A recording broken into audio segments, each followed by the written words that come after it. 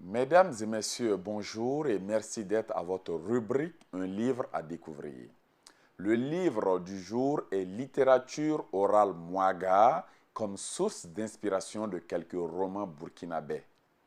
Publication de l'Institut des études africaines, cet ouvrage publié en 2010 a pour auteur Alain-Joseph Sissao. Découvrons-le maintenant. Alain-Joseph Sissao est maître de recherche en littérature africaine, oralité, écriture à l'Institut des sciences des sociétés du Centre national de la recherche scientifique et technologique. Titulaire d'un doctorat en sciences humaines et littérature de l'Université Paris 12, cet expert de la littérature et de linguistique africaine a participé à maintes conférences, colloques et séminaires en Afrique, Europe et États-Unis. À ce titre, il est auteur de plusieurs travaux universitaires, articles et ouvrages dont Contes du pays des Mossés, Oralité et écriture et plusieurs autres ouvrages.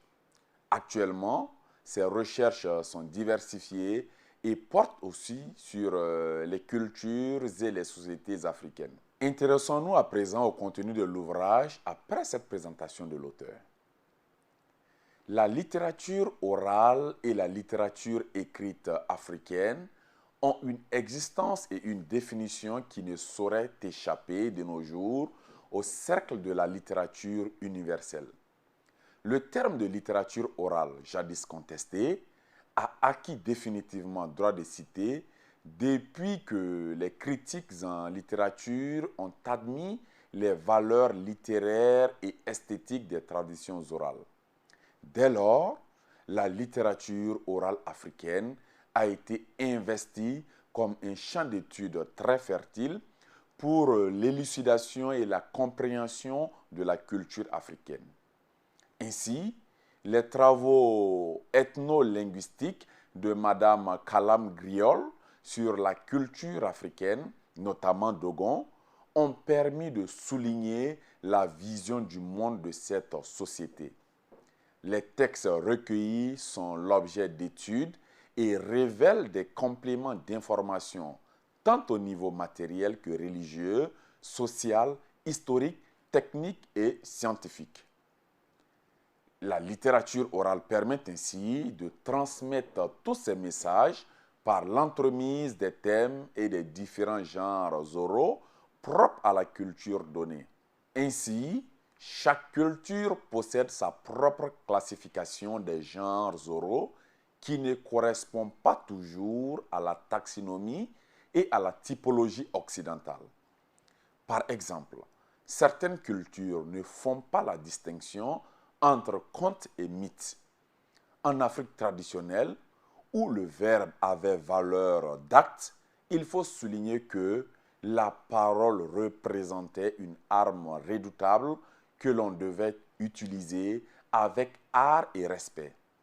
C'est ainsi que l'on va distinguer différentes fonctions assignées au message de la littérature orale africaine qui va revêtir, selon les cas, les aspects ludiques, pédagogiques, idéologiques, initiatiques, fantasmatiques.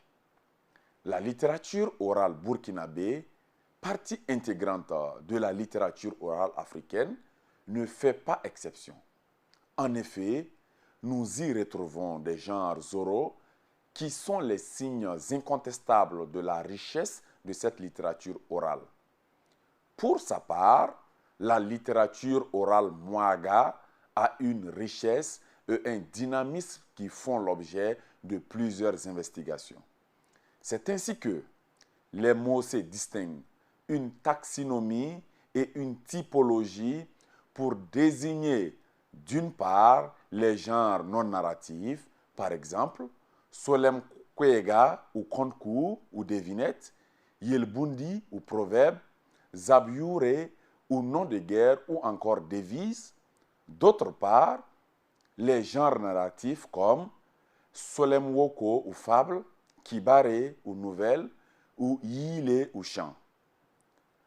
Comme l'objet de cet ouvrage s'articule autour d'une tendance d'écriture de la littérature africaine, il conviendrait de jeter un regard sur les grilles d'analyse du roman qui pourront révéler quelques lignes de lecture.